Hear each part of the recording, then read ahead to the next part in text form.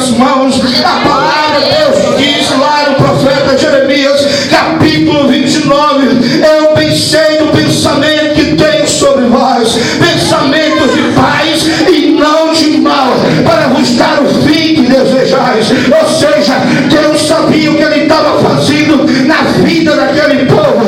Talvez tu esteja aqui hoje, finalizando essa campanha, talvez você possa ter dito na tua casa, mas eu estou há tanto tempo naquele lugar e não tem acontecido nada. Amados e amadas do Senhor, deixa eu te dizer uma coisa: Deus conhece e sabe o pensamento que Ele tem sobre a vida de cada um de nós.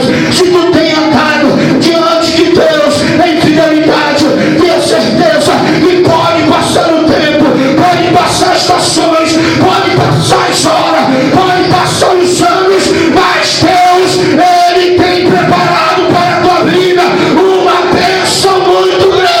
Aleluia, Deus! Tu vai dar glória a Deus esta noite, vai glorificar o nome do Eterno, porque Ele é Deus nos céus e na terra. Louvado seja o nome santo do Senhor. O povo, amados, eles vão para a Babilônia, chegando sobre aquele lugar, eles se tornam escravos daquele lugar, mas Deus, como sabe todas as coisas, programando já a volta do seu povo novamente para Israel, para a terra de Israel. Ele pega o profeta Ezequiel e ele começa a dizer que ele foi levado a um vale de ossos secos.